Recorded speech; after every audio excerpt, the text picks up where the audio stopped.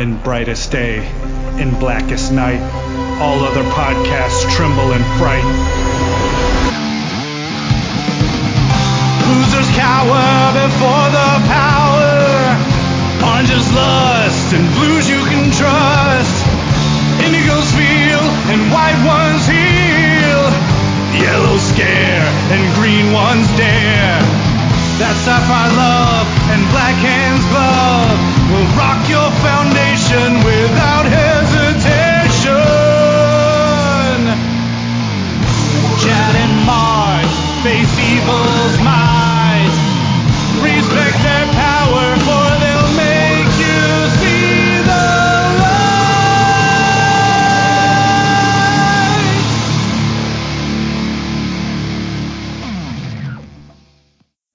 Hi, everybody. I'm Chad Bokelman. I'm Mark Marble. And this is the LanternCast. Episode 404. That's right. What are we talking about tonight? I don't know. What are we? No, we're talking about... we are doing the review, kind of, but not a straight story-by-story typical. Just an overview kind of review and assessment of the Green Lantern 80 Years of the Emerald Knight, the deluxe edition hardcover collection that just came out about a month ago now, give or take? Maybe? Yeah, roughly. Close. Did you get the 75 years one? Like, did you have that for comparison? Or No, I don't believe I do have that. Me neither. All right, so going with that in mind. But before we get into that, I guess I'll talk briefly about a piece of merch I got. So I've talked about this a couple of times on the show in terms of pre-ordering it. How did we all figure out about it? Was it Merchoid? What the heck was the site that was advertising this like crazy on Facebook and Instagram and stuff? Yeah, that one I'm not 100% sure of, because I don't think I actually saw it until either you brought it to my attention or I saw it on Entertainment Earth. I hadn't really noticed, but I think that sounds correct though. So there's a company called Paladome, and they have put out, in cooperation with DC, a full-scale power battery lamp. It's actually called a Green Lantern lamp. That's its official name. But it's a power battery prop replica. But it is all plastic. So it's a much cheaper option for you, because I don't remember what retail price is, because I always saw them aftermarket, I guess. No, actually, I probably saw a bunch of them listed in previews. But the original power batteries are maybe... You get them for $150 at best, but usually like $160, $180, something like that online. And correct me if I'm wrong, they're kind of like a mix between polyresin and metal, or are they all metal? No, I think... Because, by the way, Mark has them all except for Indigo. Of the new set, of the new wave, I have them all. Those are definitely resin. I don't think there's resin. Okay. Yeah, I don't think there's anything metal at all related to the new wave, but I want to say there is something metallic about about not might just be the paint. Huh? Yeah, I was gonna say it could just be the paint, and there could be some cold cast baby porcelain involved too, with the original Alan Scott and Abensur and Hal Jordan, and the first Sinestro Corps and Red Lantern battery too from the Justice League Trophy Room collection. Yeah. So, and I'm right on the price point, right? Like, if you see it for like $140, $150, that's a deal. Get it, right? Yeah, because I think if I remember correctly, when I did the DCBS pre-order on the newer set of batteries, I want to say the pre-order price was somewhere in the 130s. The discounted price on DCBS was in the 130s for those. So yes, they probably retailed for like around 160 or higher when they first were rolled out. Gotcha. So yeah, now again, full size 1-to-1 scale, all plastic. It's green. It's very clearly green plastic when you look at it. I think this can be drastically improved upon just by grabbing a can of metallic green spray paint. Just make sure it's the right color, and going to town on this thing. Make sure you don't cover up the light source or the button triggering it or the micro USB plug or whatever. But otherwise, just make sure you tape it up right before painting it, and it could be drastically improved upon just with a spray paint. But otherwise, I mean, it's fine. The big difference here, other than in how it's made, in terms of plastic versus resin or whatever, those original lanterns that Mark has, they come with a ring also. And it comes with a nice little display stand or whatever. And you put the ring on, you put the ring up to the power battery, I don't know what these ports or whatever they're called, where the light comes out. And it's sort of like magnetic, and it trips, kind of a switch inside the lantern to turn it on. So you put on the ring, you put the ring to the lantern, and it turns on. So it's a kind of cool effect. This doesn't do that. This has 3 AA batteries or a port for a micro USB cable. And you can either have it plugged in and turned on all the time, or you can just have it run on batteries. And at the top, there's not like a switch on here that you flip back and forth or whatever. At the very top of the lantern, there's a green lantern symbol within a circle. And it looks like very much a part of the lantern, a part of the design. And you just press down on it, and it lights up. I did a video of this, posted it over on Facebook. It didn't load up very well. It looks like it was shot with a potato, but you get the point when you watch it. This is the modern power battery design. It has that, I don't know, I compare this little design indentation to like a tennis ball sort of a look, that sort of waves around the side of the battery. The one side of the lantern, you can very clearly see 8 little screw hole ports that are holding this thing together. It is extremely bright. I have not seen the quote unquote real, DC collectibles or whatever, DC Direct power battery prop replicas. I've seen obviously Mark's videos that he's posted on YouTube, but I get the feeling from his videos that those aren't like super, super bright. This thing is bright. And it could just be the material that they use, the way that the translucent part where the light is kind of, is also plastic. Maybe they use the higher quality on the DC Direct stuff, DC collectible stuff that maybe limits the light. Maybe Mark, you had said that there are bulbs in those things, right? Yes. Like actual bulbs? Yes. Okay. These look like LEDs. So obviously definitely much brighter. You watched the video. Do you get the sense that these are way brighter than what you have? I think it's hard to judge when I watched you, based upon initial viewing. I think it's hard for me to judge, but I would say overall, the last wave of DC batteries that they released, the full scale ones, only the white lantern battery is really bright. The blue and the green. The blue is a little disappointing how non-bright it is. The green's okay, but and the orange isn't bad either. But I think red, I think sapphire. The blue is disappointing, and of course black is like lights up. But of course it makes sense. But it lights up so little that it's barely lit. I think the brightest of the original batteries, the brightest batteries period besides the white was the original HAL that I have, and I think maybe even the first Sinestro core. So I would say it's certainly in the top, the top percent of the on a brightness scale of all the batteries they've released so far, based on what I could ascertain from your video. Yeah, I paid about $40-something for this with shipping. I bought it up, pre-ordered it off of Entertainment Earth. I enjoy it. I think I'm going to definitely do some spray paint with it to make it a little less obviously green plastic. I think I'm going to wait a little bit on that, though, because I do still have that home decor lantern that I wanted to sand down and paint. I'll probably use this, just might as well wait until I get the paint for that and just buy extra and paint both of these things at the same time when I'm ready. But I think it's pretty fantastic. It's very lightweight, very durable. I was over at my father's house for some personal reasons the other day, and my little almost 2-year-old, his birthday will be September 2nd, so he's going to be 2 very soon. He saw me, unbox this. He came over and looked at it, and he saw me turn it on and how I did that. And he grabbed it and he turned it on, turned it off, no problem, again and again and again.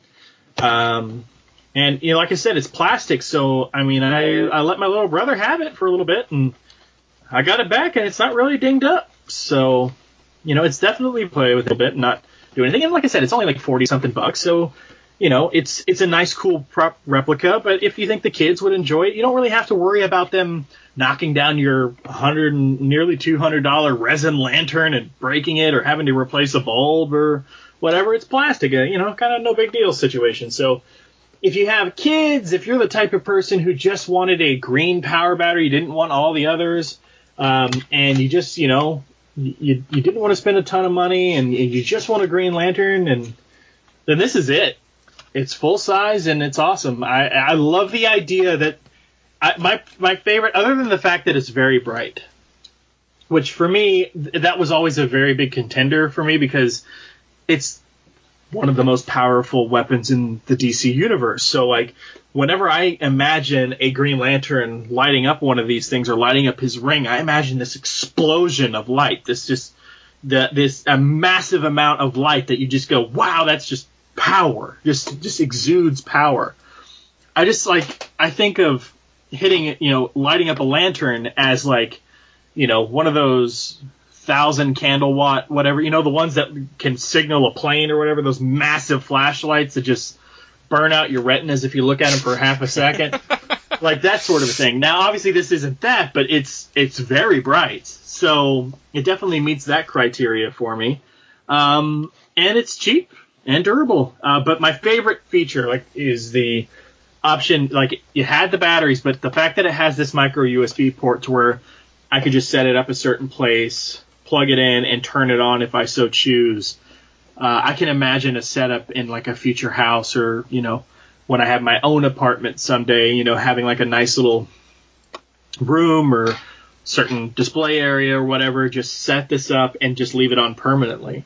If it's set up in the right way, it could be a really cool, just lit up display addition to your kind of nerd cave. Yeah, it definitely seems like a nice addition. Let's see if they go down the road and do some other batteries in this line. Probably not, but hey, you never know.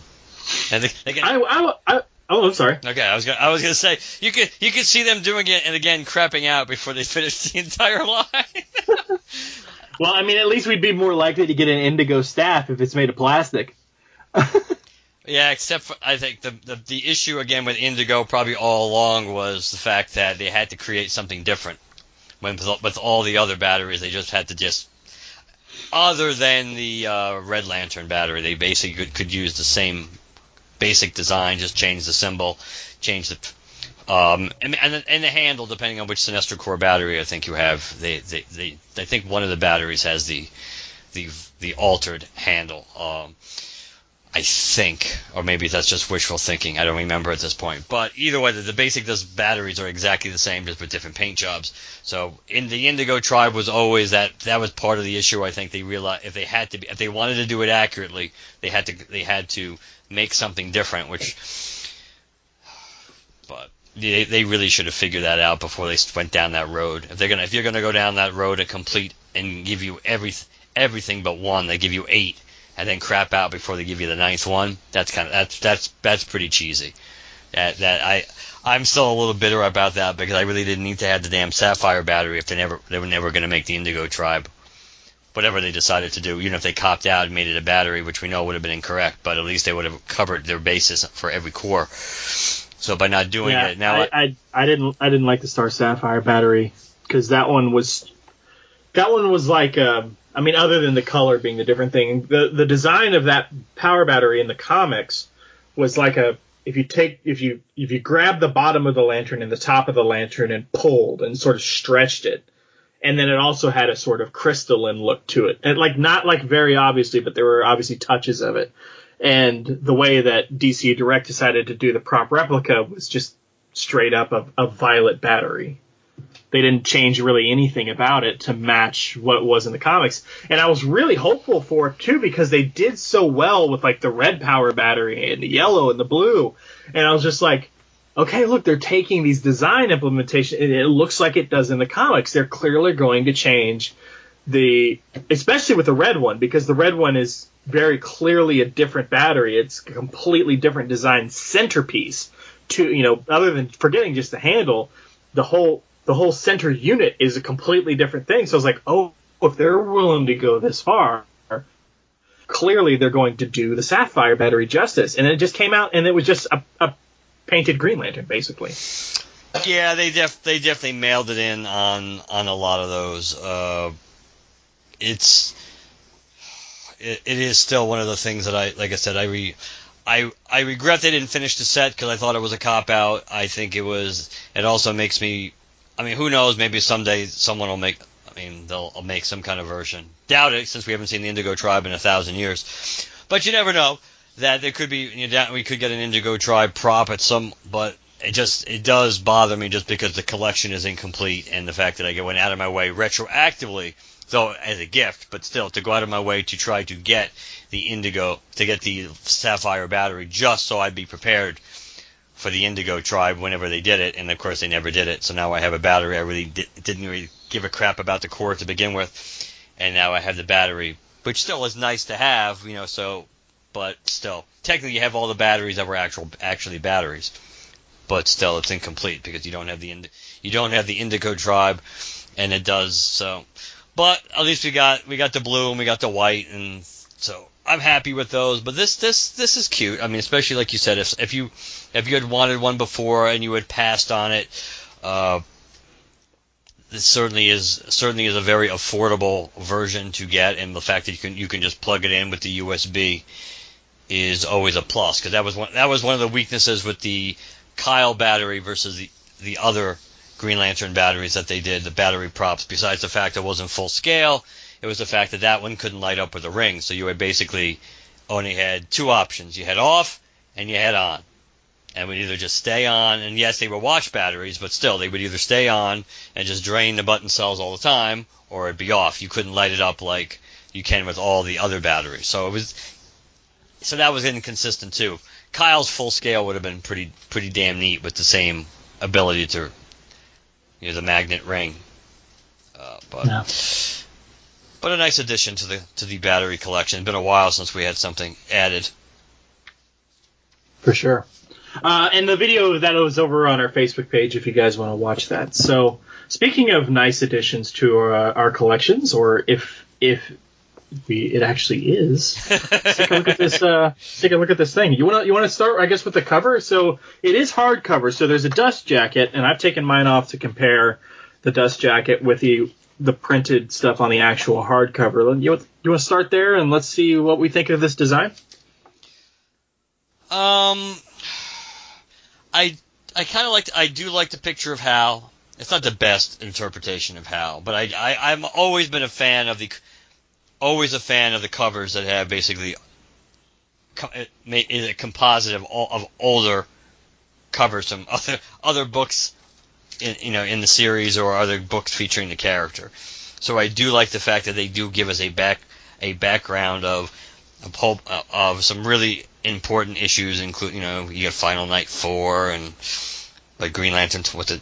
Green Lantern 25? Is that 25? I can't see. No, I can't. I'm trying to read it because of the fact that the one with the Sinestro. It says Green. Does that say Green Lantern 1? 21. 21. That's it. My eyes are really going at this stage of the game. Emerald Dawn. What, Emerald Dawn 1. Showcase 22. There's Green Lantern 45 with Alan on the cover. That's the issue I own. There's the team up with the Flash with the bulbous head. There's Rebirth number 1. Green Lantern 20, the end of the Jeff Johns run. Circle Ganthet's Tale, which is a fantastic cover. I like that one. Always did. Green Lantern 150, the end of the Ion story. Circle of Fire. There's actually, I believe there's a Circle of Fire trade that's supposed to be coming out soon. That would be cool, because since we talked about doing. I'm pretty sure I added it to an Amazon wish list. Circle of Fire. Green Lantern. Yes. So obviously there's the old trade paperback that, or whatever. There's a Green Lantern Circle of Fire paperback supposed to be released on February 9th of 2021. Yep. Nice. I'm Pre-ordered on Amazon. I did see that correctly. I agree with you. I like the cover. I really do love the composite look of it. This is very, very nitpicky, but I wish the composite that we see on the dust jacket matched the composite that we see on the hardcover. It's the same images, guys. It's just the placing of them is slightly off. That is true. I wish, because actually I have. DC's been doing the Black Label stuff, and I was talking to Mark before we started recording about going comic book shopping the other day. I picked up that DC Black Label Harleen series. I got the trade, or rather the hardcover of that. And they did that trick where there's a dust jacket on it, but part of it is just transparent, so that, the actual hardcover has Dr. Harleen Quinzel kind of beat up and bloody printed on the cover, but the dust jacket has Harley Quinn, like a part of her mask. So when you slide the dust jacket over, you see part Harleen Quinzel and a part Harley Quinn on the whole thing. If they would have done something like that, where you can see the Green Lantern logo and Hal, but the rest of this was transparent, and it kind of slid over and fit over, I think that could be cool. I also think you could have kind of achieved the same effect if the layout and arrangement of these is the exact same on the hardcover front as it is on the jacket front, so that when you slid it off, it almost looked like Hal was just a piece of his own right in front of the thing. I do like the images they chose. I get why they had to go with like the current logo in terms of the title logo. I get why they had to go with Hal. But man, we're celebrating Green Lantern as a franchise. At the very least, I wish that the Green Lantern title logo at the top would have been the Golden Age, like, fiery logo. You got Alan on the front flap of the dust jacket, though. I mean, yeah. I get that. And they do give us a nice collection of all the different Green Lantern logos on the inside cover. That's something definitely worth talking about. You have the Golden Age with the Green Lantern 40s logo. You have the Silver Age with the kind of blocky Green Lantern font with the fire only on the top. You have the Morrison era Green Lantern logo that's also on the front of this, and you have the Jeff Johns era logo, as well as the Kyle Rayner era logo. Yeah, I thought that was a nice touch. Yeah, for sure. Same kind of treatment inside. 80 Years of the Emerald Knights. There's a table of contents. Nice. So there are a couple of sections in here, and they're sort of split up between the various stories. There is a bunch of text, sort of prose sections written by Jerry Bales, Dave Gibbons, Denny O'Neil, Mark Guggenheim, and just Jeff Johns. Oh, and Min Lee, who wrote the Green Lantern's Legacy. And these are sort of interspersed between sort of the ages of Green Lantern. Did you read those? I read some of them. I didn't reread them in prep for this, but when I first got the book, Yeah, I had a problem with Jerry Bales' one. He barely mentions Martin O'Dell. He actually talks more about Bill Finger. And we all know I have a problem. Because I knew that would be a bone of contention. For sure. So the stories that are in here, and it's printed on the inside of the dust jacket flap on the back. It has, in order, we have All American Comics number 16. That's the first appearance of Alan Scott. We have Green Lantern number 10 from 1943. This is the first appearance of Vandal Savage. We have Showcase 23. Now, this is the story where Hal kind of doesn't listen to the Prime Directive, I guess, and kills a bunch of yellow pterodactyls to save a bunch of blue aliens who can't defend themselves. We have Green Lantern number 9, 59, 85, 87, 128, 188, 201, Green Lantern Mosaic 1, Green Lantern 50, the Parallax stuff, Green Lantern 100, the Hal and Kyle team up, We have 154 from 2002. That one was actually... sorry, here we go. Green Lantern Secret Files 2005. That's the You Haven't Flown With Me issue. Where Kyle and Hal go flying, and we get some backstory of Hal and his dad, and Hal and Carol. Green Lantern's 15, Green Lantern number 1, and Green Lantern Legacy. Have you ever not read some of these before? Yeah, there's actually a bunch of these I don't think I ever actually fully read before. Yeah, I actually never read the first appearance of Vandal Savage. That's how early on that got me. Well, that would kind of make sense since they made the point of saying how it wasn't reproduced. If you didn't have the actual book, you would never probably have been able to. You wouldn't actually have seen that. Yeah, that one I hadn't seen before. I think I'm pretty sure I had seen Alan's origin before. The thing with Sinestro and Hal, I had seen before. Especially, it's nice that you have Green Lantern 9 because of the fact that though I think it's questionable about having the Green Lantern 100, the Kyle Hal thing in. As much as I love that story, that it's just nice because it bookends what you already saw. That you saw the actual moment in time when that battle was taking place, and then you have it referenced again when Kyle gets sent back in time. So, I never read the Guy Gardner one. I never read the Guy Gardner first appearance. You're really not.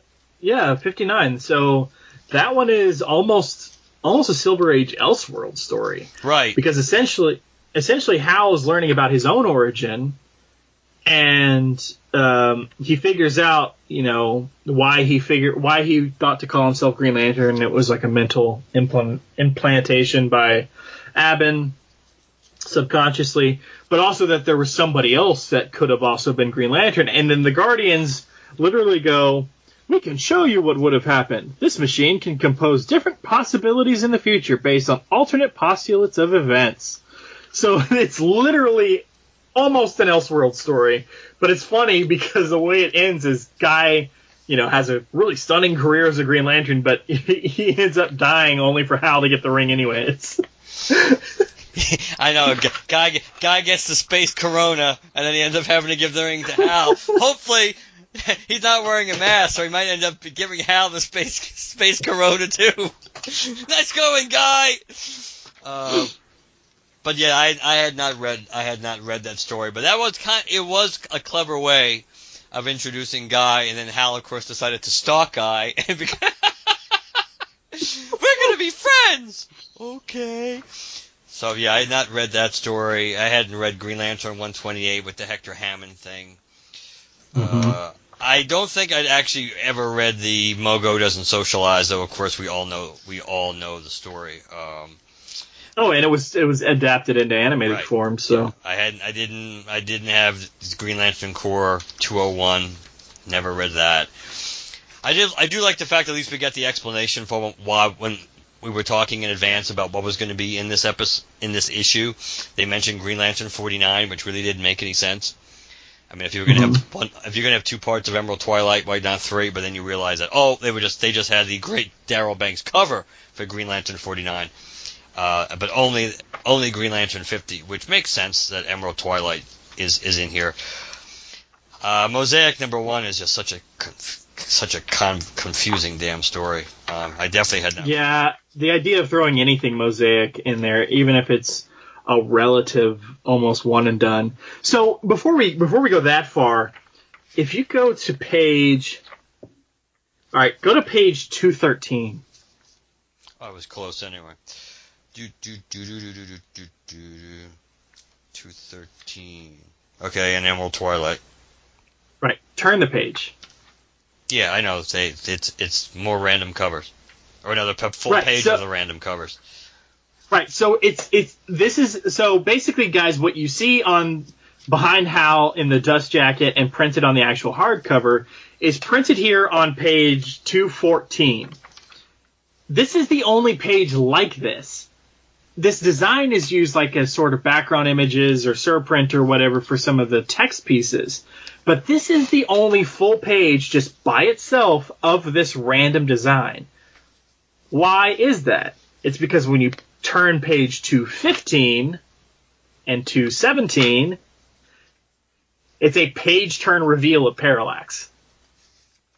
If you would have actually, if you would have made this an image of the comic, then what happens on 216 and 217 wouldn't be a sort of joined double page spread, and Parallax's reveal wouldn't be a page turn reveal. That is, I would agree with that. I think that's probably the most logical reason why they decided to do it that way. Because yes, originally Parallax, the reveal was on the right hand side, which was kind of odd when you think about it. But I also think it's odd some of the choices. While Emerald Twilight fit, the last part of Emerald Twilight being in this book on a collection of stories makes sense. That was a double-sized issue, and having the Kyle and Hal issue 100 was also a double-sized issue. So you could have basically got, at least with one of those stories, you could have eliminated them and had two other stories. I mean, you could have had. I'm thinking, since they're not above throwing you in the midst of a story arc here, since they did that with Emerald Twilight, they could have had, instead of having Green Lantern 100 with Hal and Kyle teaming up, they could have given us. They certainly could have given us the last part of Emerald Knights if they wanted to have Hal and Kyle teaming up, because they would have fought Parallax, and that would have been so. They could have done something. They could have done something like that too. Just like I think the choice of the Kyle. I still have the choice of the Kyle, the Terry story is kind of I mean, moving behind kind of other things we were talking about, was social agendas and things like that. While it's a moving story regardless of anything, the reality is it's not Kyle at his no matter how much you can justify what Kyle was doing, which you certainly can, it's not Kyle at his quote unquote best, as in being putting personal feelings aside, doing the right thing, blah blah blah blah. So it's not the best example of Kyle being Kyle. You have to suspect it was the story behind it relating to Terry and what happened to him, and that was the driving force you have to suspect for that story being selected to go into this book. Not so much for trying to have representative stories of these characters and showing different aspects or moments or memorable moments. I mean, Kyle has some good stuff in this. Considering, as we mentioned, he didn't even get mentioned on the back jacket of this. That the reality is there's a decent amount of Kyle stuff in here. I kind of think, again, if you wanted to have a double-sized issue with Kyle, that you could have done Green Lantern 150. You could have done the end of the Ion storyline when the Central Power Battery was restored, because while you didn't have the Central Power Battery recreated in this book, you would have had the bookends of the Power Battery being destroyed and drained with Hal did it, and Kyle restoring the battery. So even if without knowing Green Lantern history, if you were going in order, you would see, oh, this thing was destroyed, and now this thing has been repaired, and now it's been replenished. Because that's certainly a more indicative of Kyle as a character, I think, and speaking more positively about Kyle as a character, was Green Lantern 150. Plus, you get stuff with his father and other things in it. So, I certainly, as much as I loved Green Lantern 100 and the unique and certainly the colors, the way it's represented in this book, they just pop. I mean, which is weird, because in a way it's really dark. The colors are darker. The way it's represented here, it's a lot darker, but still, it's Daryl and everything else. It's just really colorful, and I love the story, and it's cool. But I probably would have, in a way would have opted for Green Lantern 150, because Hal would technically still be in there too, though as the Spectre. But they also mentioned Emerald Twilight in that, so you would have a little bit of context. But yeah, the Terry story is the main is one of, and I don't really know if we needed the Vandal Savage thing. It's kind of cute because again, mostly because it's never been reprinted. But I don't know if we really needed it. No, there's a nice flow to this in some aspects, and as much as 154 is an important issue for Green Lantern, as well as, just comics history and stuff like that, it sort of screws up some of the flow of this, because you've got, Sinestro's second appearance, I believe, in here, and then you eventually get to Green Lantern 50, so you have some context with Sinestro. You've got Guy Gardner's first appearance in here, which you see him again a little bit in the 201 story. You have John's first appearance. You see him kind of scattered throughout here, especially with Mosaic, but also in 201. So you see a sort of through line of how John Stewart progressed through the history of Green Lantern. And lots of different things, lots of Sinestro appearances, but yeah, 154 sort of throws off that rhythm of being introduced to somebody and then seeing how they progress through the history of Green Lantern and all of that. You have the flight story with Darwin Cook, which is a great inclusion, especially a great art style to have in here. I don't like the inclusion of the Morrison #1. I get why it's in there. I would agree. I would agree with that too. I really don't think that especially not based on the importance of that story. It really shouldn't be in this book at all. You could have put the annual in there, maybe. Well, that was at least a sort of one and done. But this is like we talked about. I mean, if you're trying to be representative of almost all the eras, which they really. They really weren't, because we don't really have a Gerard Jones, right? We really don't have a Gerard Jones era story in here. That I would rather have seen Robert Venditti have a story in here, regardless of what issue you were going to put in, just because he had written Green Lantern for a much longer period of time, and at the end of the day, you can almost take it to the bank. He will still end up having written Green Lantern much longer than Grant Morrison will. I think that there's probably something that could have been put in there from that era, especially if you're going to do. There's probably some story you could have thrown in, even if you cut down on only went with one of the double-sized issues. Even if you weren't going to put in Green Lantern 150, then maybe keep Emerald Twilight, Green Lantern 50, and then lose Green Lantern 100, and maybe do one other solo story with Kyle, and then.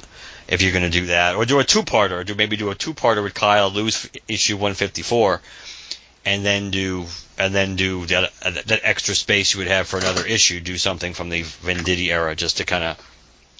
It just seems kind of like an oversight, though. I guess even though you can make the case why the Gerard, if you want to get into politics and stuff, why Gerard Jones, they might not want to include something from his run, or Green Lantern #1, and but. I think that it's kind of hard to overlook the Venditti run just because of how long he was on the book. So. Yeah. The inclusion of portions of Green Lantern Legacy is interesting, but see, flipping through this, what I was going to get to with speaking to Morrison's first issue being here, I don't like that it's in there, but I get why it is. Same with the inclusion of Legacy and Mosaic. Especially if you read some of these prose entries by like Guggenheim and O'Neill and stuff like that, what they're doing here is they're showing off the versatility of the property. How it can be this fun story with Jeff and Darwin Cook. How it can be this crazy, insane trip of a thing through Morrison stuff. How it can be accessible to kids with Legacy. How it can be about something with like the Green Lanterns issue with Jessica and Simon. How it can be, a joining of old and new with Kyle and Hal. How there's a sense of legacy. How there's a sense of teamwork with the core in 201. The versatility of the property. So I get that. And as much as I wish Far Sector would have been in here, just the inclusion of that side of things, Far Sector is really its own thing that is, I can't think of what issue you would put in there. I get that some of these stories are not necessarily one and dones, and there's a little bit of subtext and continuation that goes on either between sandwiched between the issues represented in here, but in their own way, each of these is sort of almost its own issue, whether it's in there just as an origin or what, or a final battle or whatever. But Far Sector, there's not like a single Far Sector issue you could have thought to put in here because it's very clearly something that's going to read well and trade. So I get it, coming from that angle. And I think it's a pretty great collection. I was actually going to read some snippets from some of these sections in here. Before you do that, let me clarify for the record that while you don't have anything written by Gerard Jones from the regular Green Lantern run. Technically, Mosaic is Gerard Jones. He did write that first. He did write Green Lantern Mosaic #1 is a Gerard Jones story. So I should point that out. So yes, it does. So in a way, that does kind of make the Venditti omission stand out even more because you do have some reference to that Gerard Jones era of Green Lantern writing, and then Venditti, who wrote the book for how many years did he write the book? Gerard? No, Venditti. Venditti. 5. Right, 5. Yeah. Right, about 5. That I would say that if you're trying to be inclusive. But I know the case would be made that you're trying to be inclusive more by character than necessarily by era or even necessarily by author. I do get that, but it does kind of stand out a little bit. So now go ahead. Sorry, just wanted to get that in before since it wouldn't. No, forget. You're good. So. Obviously, I'm not going to read the whole thing. Get it if you want to read it. The only portion of this that I'm going to read the whole thing of will not be in this episode. I'll be reading the entire portion written by Denny O'Neil in another episode. Whether it's the Denny O'Neil tribute episode or it's just an episode of Green Lantern, Green Arrow. I'll read a portion of the Denny O'Neil stuff during this episode, but not the full thing. From the Guggenheim section, and I'm going to sort of hop around here. He starts off with a premise. Simply put, there is no other comic book franchise quite like Green Lantern. And skipping ahead a little bit, the entire franchise is about emotion. Beneath the superhero costume and the science fiction trappings, beneath the space cop's conceit and the menagerie of alien ring bearers, there's actually a lantern who is a sentient planet. Look it up. Beneath everything that makes Green Lantern a comic book lies that which makes Green Lantern an idea. The Green Lantern Corps wields the most powerful weapon in all of creation. A ring capable of manifesting anything its bearer can think of. One ring would make someone the equivalent of a god, and the Green Lantern Corps has 7,204 of them. Now, you don't need to be a writer to know that this unparalleled omnipotence. You don't need to be a writer to. Yeah, omnipotence presents more than a few, as we say in the biz, story problems. 7,204 gods, 7,204 gods running, flying, around the universe would make for some very short, to say nothing of boring stories. So Broom and Kane came up with the ultimate limitation for the ultimate weapon. The power of the ring would be limited by the ring bearer's willpower. Thus, the greater the lantern's will, the more powerful he, she, they, it will be. But the corollary to this is that the weaker the lantern's will, the less power he, she, they, it will have. And nothing weakens willpower like fear. We all know what it's like to experience fear, and we all know what it means to overcome it. That is what's at the center of Green Lantern. Green Lantern is a superhero franchise about the human condition. Its genius lies in the fact that it happens to be about an army that, for its vast majority, isn't human. It's both reality and wish fulfillment wrapped into a single, thought-provoking, genre-breaking package. Superhero space cops. You can't make this stuff up. But John Broome and Gil Kane did. No other comic book is like it. And there's a decent argument to be made that no other comic book will ever be like it. We're not likely to see its kind again. I obviously kind of skipped around, took some piecemeal of that because this is a full double-page spread of his sort of prose stuff, so feel free to go through that. I thought that was interesting because obviously Guggenheim's involvement in era of Green Lantern is way before Jeff Johns' stuff. So obviously he could have been inspired by this to kind of make that point. But it's still true, even if you say, he was inspired by Jeff's run, it doesn't necessarily invalidate anything he said. Green Lantern is and always has been about emotion. That is true. I mean, I did like the Guggenheim part. I liked. I did like Jeff's. I do like when Jeff talks about Green Lantern. I think because you know that he is passionate about it. So it is nice getting insights. I think it's good getting insight across the board. But I always like reading what Jeff has to say about it. In a way, it would have been interesting to have a Morrison one. Because it would be nice to know. We'd get some. I mean, we got a little bit of insight, I guess, when he was first starting to take over the book.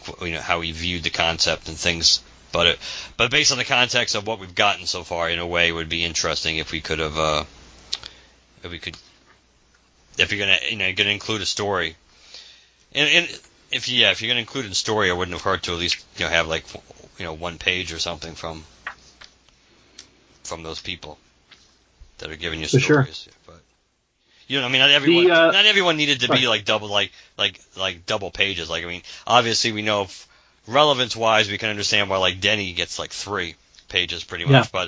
But I just like generally speaking, you could have probably had some people get 2, some people get 1, things like that. I think that at least, and even to balance it out. I mean, you think about it from the sake of fairness. If you're not going to include a Venditti story, then why couldn't they given him at least like a page to write stuff about the character? So I mean, the social justice section, as Mark mentioned, by Jenny O'Neill is 3 pages. I'm not going to read the whole thing. I will at some point in the future on some other show, or other episode. But it's a great history of the time in which the Green Lantern Green Arrow series was written. It's a great origin story for that, for Denny himself, and for the series as a whole. I'm going to read a short section just to kind of give you guys a section. I was satisfied that I had done a worthy script, and I was reasonably certain Gil Kane's drawings would complement my prose. I expected him to do an especially nice job with the rooftop scene in which the ancient black man introduces Green Lantern to ghetto bitterness. The 3 panels concluding that scene are among the most reproduced panels in comic book history. But Gil didn't draw them. Instead, No Evil Shall Escape My Sight went to a relative newcomer, Neil Adams. Again, I don't know why, but Neil did get the assignment instead of Gil, the regular Green Lantern artist, and that was an extension of what was, to me, a gloriously satisfying collaboration begun about a year earlier with some Batman stories. Neil was wonderful. He consistently equaled or exceeded the pictures that my mind formed while I was writing the stories. Every time he did it.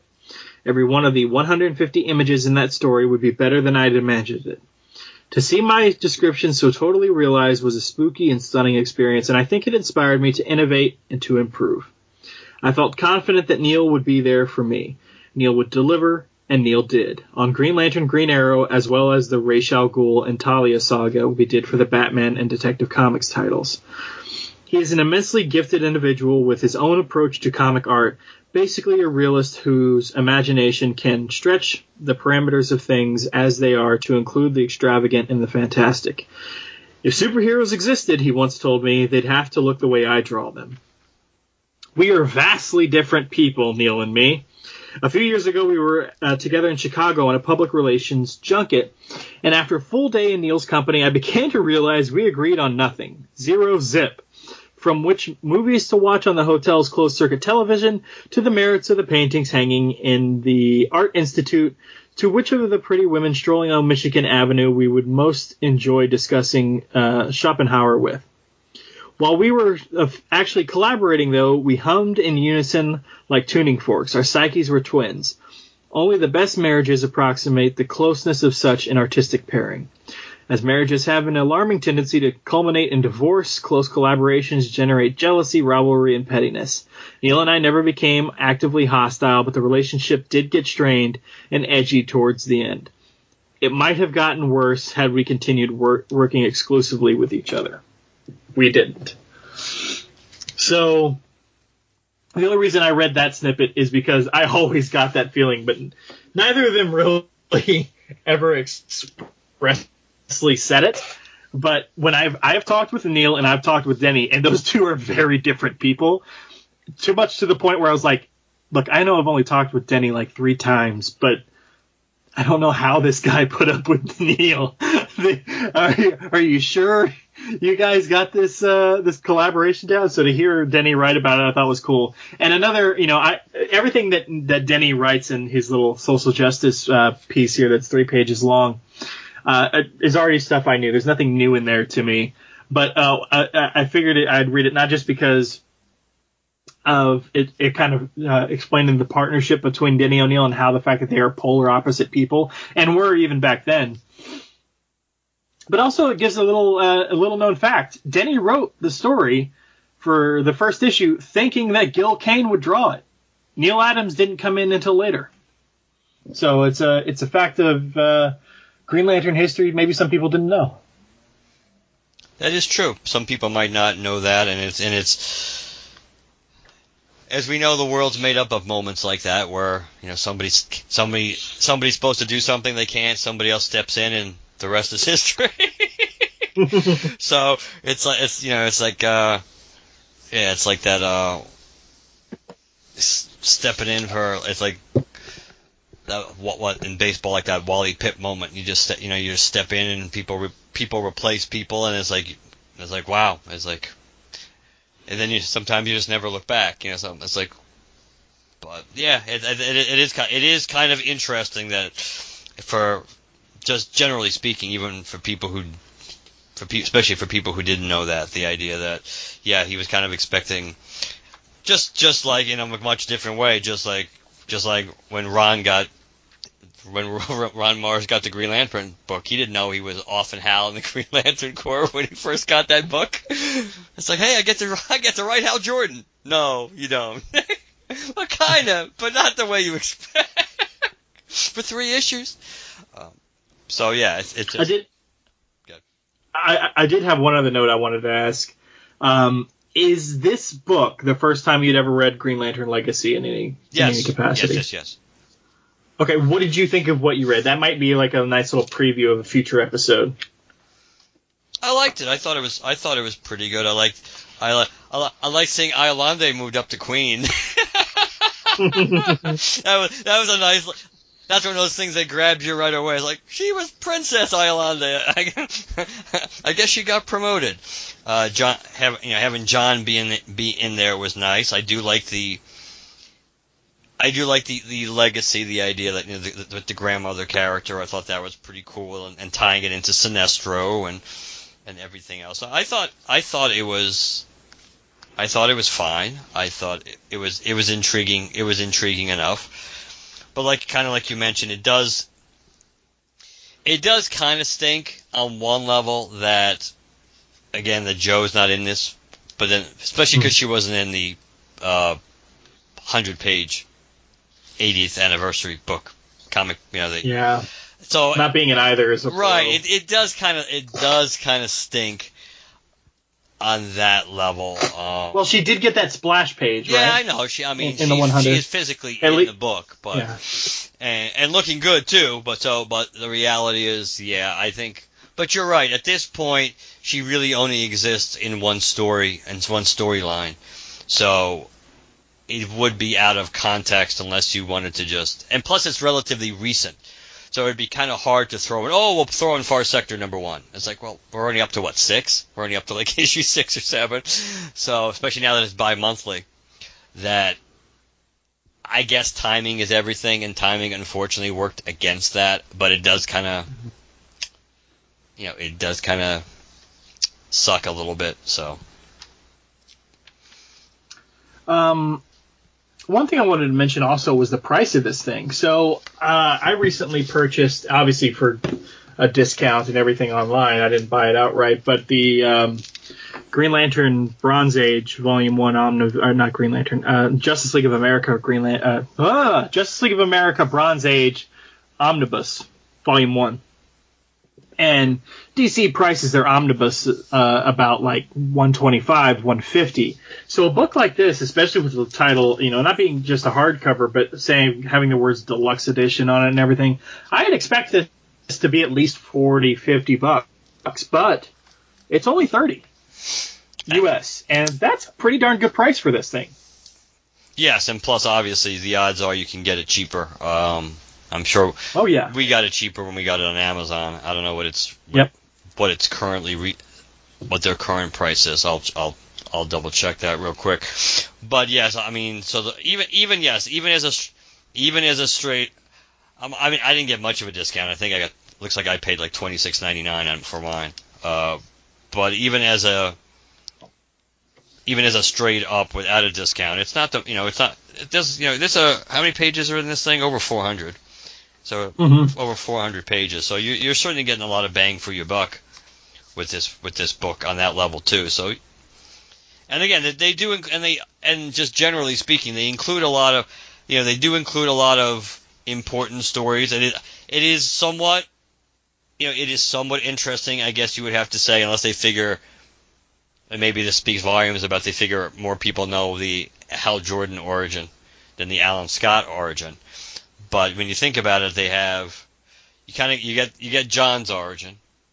You have the first intro of Guy that was not, like you said, it's more like an Elseworlds alternate, what could have been version of Guy.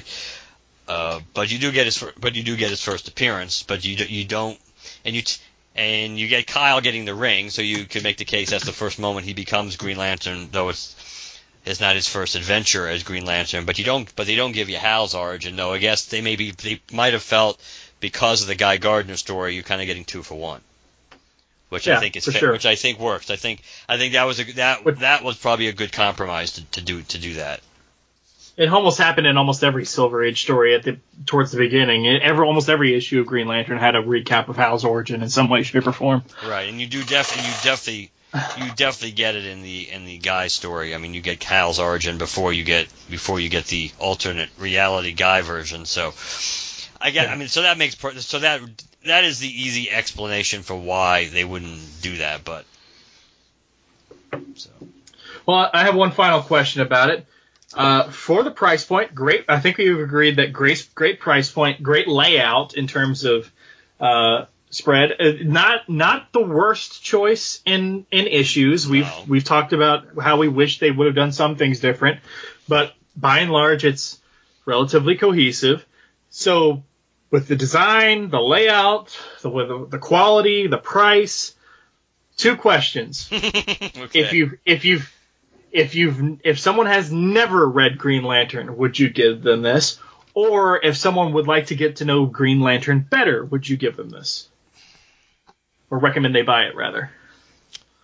If they've never, those are both. I mean, they're variations on the same theme, but they are good. I'm trying to.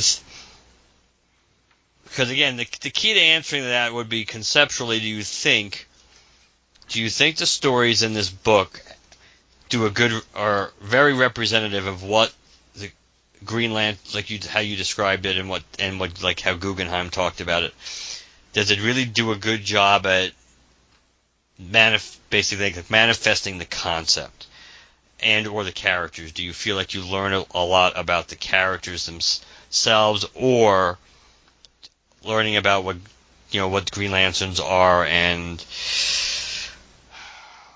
that's really tough. I don't know if this would be my first choice of something to introduce people to Green Lantern as a concept, but it's kind of hard. But if you're going to do that, unless you're trying to steer them towards a certain era or one character over another, you're going to have to pick like a collection. So then it comes down to it is tough, because I'm telling you that mosaic story is tough. Sorry, Dan. That mosaic. I mean, I never really read much of Mosaic, and just by kind of going through this issue, it's like I'm kind of glad that I didn't. I don't even like the way John is drawn. I don't even like the art. I think the artwork for John just does not look anything like John. On the cover he does, but I'll answer the second question. I'd say if you're trying to flesh out, if you're trying to flesh out somebody's knowledge of Green Lantern, if you're trying to have them learn a little bit more about the character from where then I would say this is probably better from my opinion, better on that level than as a straight up intro. But it's close because there are you got some really important stories in here. You do have some intros to characters that if you're going to continue along the road to learn more about Green Lantern and become a lanternologist, that you kind of need to know Guy Gardner and John Stewart, and so you kind of get their intro. You get a good representation of Kyle, at least in the Hal Kyle story, and you also get a good understanding of the relationship Hal and Kyle always had, even when they were on opposite sides. When they in current continuity at the time, not this time skipping stuff. But there was a grudging respect between the two, even though the circumstances put them at odds. And I think you're right. The Darwin Cook piece, you do get a nice inkling into what makes Hal tick, and a nice moment between Hal and Kyle. And the Jessica story, which of course to us is relatively fresh because it wasn't that long ago we were doing that book. Yeah, we didn't talk about that. You're right. It's a good. I thought it was a good inclusion because not only does it give you Jessica's whole thing, it's a nice sort of half asshole Simon, half nice Simon sort of a thing. But it also, like, Simon has a thing like, hey, I thought you were over this, and she goes, this isn't something you get over. So it's not just showing that she's anxious; it's showing that she's always going to be this person. And it's a nice sort of like Justice League sort of team up issue as well. And it sort of segues a little bit towards the end into the Batman 2-issue arc that they crossed over with. It wasn't really a crossover. It was just a Batman story arc. But so, like, if you were into that, you could be like, oh, man, now I want to know what happens with Batman. So that I thought that was a really good choice of an issue. If you're going to include an issue from the Green Lantern or from Green Lanterns, that was a pretty damn good choice. I agree. I think that was a good Jessica Cruz story, but it also was a good story focusing on certainly having moments where Simon being cool, but specifically it does demonstrate a lot of the relationship between Simon and Jessica. So I do think that was a good inclusion. And it obviously it's smart if you want to do a story in a collection. It makes sense to pick something from that run because that way you're killing two birds with one stone. Also, you're getting both of these characters as opposed to having to pick a separate Simon Baz story and then pick a different Simon story, different Jessica story. This way you got one of each. Just in one, basically you got the best of both worlds. So I do think that was a nice touch too. Yeah, to answer my own questions, I definitely would give this or recommend somebody buy this to flesh out their knowledge. I think depending on what they like, it's sort of the litmus test. Hey, do you think I should read this? Well, what kind of comics do you like already? What are you already interested in? Maybe I can recommend a specific Lantern to pay attention to, or if you give me enough information, a specific Lantern and a specific story arc for a specific Lantern. But if you've never read Green Lantern and you don't know what version of Green Lantern you like, not just the character, but the representation, do you like, really serious and straightforward? Do you like super trippy spacey? Do you like just silly space? Do you like more grounded? Like, what do you like? This is like a nice breadth of not just different lanterns, obviously, but different types of Green Lantern stories that can be told. So if someone comes up to you and goes, I'd like to read more Green Lantern, I've never read comics before, I don't even know what I'd like, but hey, I've got $30, then this is a nice little sampler to get them, or hell, I'm sure there's going to be a deal of this digitally on Comixology or something, so maybe they could get it even cheaper, or they could go the illegal route or whatever. But if just not just purchasing it, but just reading it outright, whether they're borrowing it or buying it, then they have no idea what they want. This is a good kind of sampling of the different lanterns and the different ways to tell a Green Lantern story. I think because they could come back and go, yeah, man, I really like that. Green Lantern Corps 201 story. Well, man, there's a whole series of just crazy bonkers Green Lantern Corps space stuff with talking squirrels and a passive-aggressive alien slug-looking thing. Because, my God, Salak is sassy and annoying as hell in issue 201. Yes, he is. And plus, you get in a way, you get a nice little. You don't get, like I said, you don't get everybody's origin story per se, but you do get a bunch of different ways people can get introduced to being a Green Lantern. Whether it's John, whether it's Kyle, whether it's Guy, Alan. So I think so. There's a healthy mix of just regular adventures showing you, and obviously the stuff with Green Arrow and Green Lantern dealing with with deeper issues here with number 85. But I think also you get a nice healthy mix of important stories along with origin stories, along with just moments or issues that are thrown in there just to show you what basically. Oh, this is what Green Lanterns do, like the Hector Hammond story, things like that. So, or even the Mogo doesn't socialize story. For sure. Anything else about this? No, I think I was going to say pleasantly surprised. I don't mean to imply that I thought it was going to stink, but I think it exceeded the expectations that I had when I pre-ordered this thing. So I think it's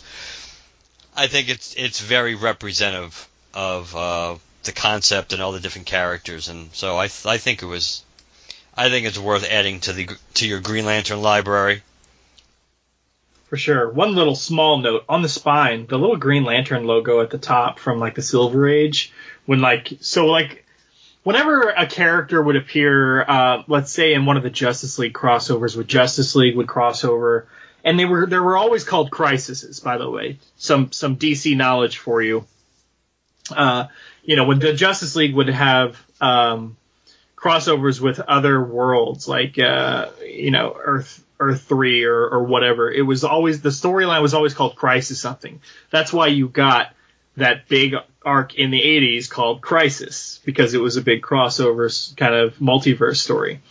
But when they would show you they'd show this cool title image, and on the left would be little small profile images of the Justice League, and the other side would be profile images of the Crime Syndicate, as an example. And and this little logo here of Green Lantern, I don't know why, but I think that's just such a cool inclusion. I wish all the Green Lantern trades had this little thing on there, and all the Superman trades would have that on there, and all the Batman trades and the Wonder Woman's. And I just think that would be even if the trade dress is 100% different, and hell, if you look at your trades on a shelf and your hardcovers, even the DC logo changes a bunch of times. If we just had a character logo that remained consistent no matter what changed on the spine, that would be awesome. I really like that little touch right there of having the Green Lantern, and it says Green Lantern right there on the top of the spine. No, I do too. I think it kind of reminds you back in the day when you were it wasn't as prevalent. I mean, they had it on DC. They did have it on DC books too, but for me, I think of it more at Marvel when they used to have the logo on the upper left-hand side of the book. of the character, right, and different poses, and so on some levels, you almost, especially if you were reading a book for a long period of time, you can pretty much know what era of the book you're talking about, and who was writing it or drawing it consistently, just by which Hulk logo is in the upper left, or which Spider-Man logo is there, and things like that, or just things like ROM. I remember, just logos that stand out. It was funny because there was this. I probably should. I don't think I ever showed it to you. There was this website that had they were doing like T-shirts, and the T-shirts all had like mock-ups of basically of those logos. Like I think they whatever, and they were not completely random issue numbers too. They were like relevant issue numbers for each respective book. But and they had like, I think, the price point, the way it actually was, the way it was actually drawn at the time, and how much it was, and it had the actual logo of that was being used. So like ROM, they had the from ROM in the 80s, or like if they had Werewolf by Night, it would be the Werewolf by Night logo from the 70s and things like that. So I've kind of always been a sucker for that. I kind of miss that. Just like how the Avengers used to have that, like the box in the upper left, and basically you'd know who was in the team just by looking who was in the box, because it would always change depending on whatever the actual roster of the Avengers was. They didn't do that all the time. Sometimes they had different characters represented. Like I think they had Division in the corner at some point, but there was a certain time frame when they did that. It was whatever the team was, that those would be like the 7 little faces or whatever you'd see in the box on the left-hand side next to the issue number and the price point. So I think that that kind of reminds me of that time frame. So I thought that was a nice catch. It is nice for consistency. It is nice for of things of that nature and it does kind of harken back to a different time. for sure. All right, well, before we close out, listeners, I am not telling you what the next episode is going to be. This thing I am about to mention is not a prequel of what the exact next episode will be. But, that being said, Mark, do you know what comes out tomorrow? I'm going to say... We haven't talked about doing an episode of this for some ridiculous reason. But it comes out tomorrow. I already pre-ordered it on Amazon, and it should be here by Thursday. No, you better refresh my memory. Green Lantern Earth 1 Volume 2. Oh, yeah. That comes out already? That comes out tomorrow. For some reason, I thought that was coming out later, because I do remember. Yeah, because that's one of those things that have been very, very, very subtle. Is probably subtle's probably being kind. It's been marketed shitty. It's probably the better way to accurately describe it. Because I do remember seeing it. Yeah, I'll have to. Yeah, August 11th. That's what it says. I'm on Prime. So actually, it could be the next episode, guys. But Mark and I haven't talked about. I forgot it even existed until it popped up when I was doing a search of Green Lantern on Amazon. I was like, oh shit, yeah, and I was like, oh man, it comes out like in a couple of days. So I placed the pre-order. Yeah, completely forgot it was coming out. Yep, just pre-ordered it now. Estimated delivery August 13th or 14th.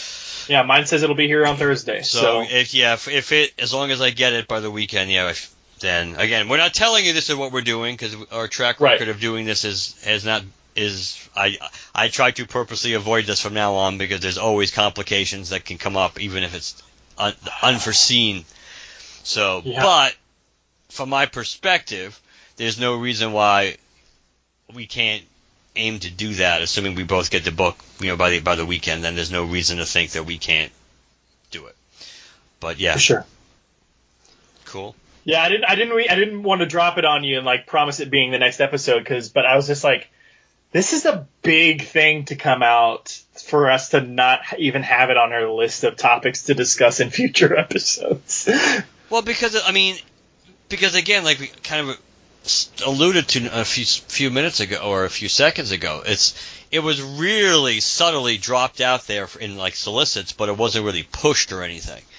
Right. So just like when you mentioned it to me, and it's like when you started saying it, and I kind of cut you off because it's like, oh, because I knew it was coming. I did know it was coming out, but maybe it's just because of how, as you can attest to, how friggin' weird this year has been, and how time has just blown by even faster than usual. That it's hard to remember that when I did notice this, probably when you were on the disabled list, that I probably noticed it when they first mentioned it. But that's hard to believe, but but here we are, we're almost in September now. So yes, at the time it seemed, oh, this is coming out several months from now. Yeah, so it is several months from now since you saw it solicited. So yeah, it is kind of hard to believe that. But I did remember noticing it, and I did remember that we would. I assumed we would be delving into it since we did do the first one, and it was a fun read. So there's no doubt that definitely looking forward to doing the next chapter. I guess that means I'll have to reread the first one, or go listen to our episode covering it and talking with the creators. Yes, we could. I mean, we could go back and reread it, but let's see how the story begins. Maybe we don't necessarily need to, but obviously, like I said, at least we have our own episode. We can go back and steal from ourselves, like Bill and Ted there. I really like the interview that we did with them back in the day. Yeah, that was fun. You remember what episode that was? Let's see, LanternCast.com, search bar. Plug, LanternCast.com. There's a search bar if you're ever looking for old episodes. Because not every podcatcher app or streaming device will have the entire feed of all 12 years worth of LanternCast episodes. 316. There you go. That was our Steve Austin episode. LanternCast 316. Yeah, that was a lot of fun, and I had fun. I actually remember playing around and doing that album art too. I was really proud of that album art. It made it look like the Earth One trade dress, so that was cool. But yeah, so if people want to reach us, how can they do so? Not that they seem to want to, but only kidding. LanternCast.com. The email is lanterncast@gmail.com. The voicemail is 708-LANTERN. So we haven't had a voicemail. I'm getting like you. This is our speech. This is our Daffy Duck speech impediment episode. We haven't had a voicemail in a while, so maybe we have to hit Corwin up. Maybe we can hit him up on one of those handy dandy group chats you're so fond of, Chad. You can follow us on Twitter, like us on Facebook, use hashtag GLCast to track us down on those. We are on Apple Podcasts, Spotify, and Stitcher. So whichever platform or platforms you listen to us on, please leave us a positive review. And yeah, so we're guessing we're going to do Earth 1 Volume 2, but it's always up in the air, people. But that's what I guess. If you had to bet money right now on what 405 would be, that would be the way to bet. That's all I'm gonna say. All right, guys. Yeah, reach out to us if you have any thoughts on the 80 years of the Emerald Knight, the deluxe edition hardcover that we talked about tonight. Or hey, you've got an idea of what's coming next, and even if it's not next, it'll be an episode very soon, clearly. So. If you happen to read Earth 1, Volume 2 of Green Lantern before we get around to reviewing it, and you have some thoughts about how the story went, it would be fantastic to have your feedback ready to read along with our thoughts on the book as we're recording the episode. So if you guys pre-ordered it or pick it up at your LCS or whatever the case may be in your COVID world out there, whatever your process is, if it's dropped off at your door or whatever, definitely let us know your thoughts either way, and we'll talk to you guys later. Good night, everybody. Good night.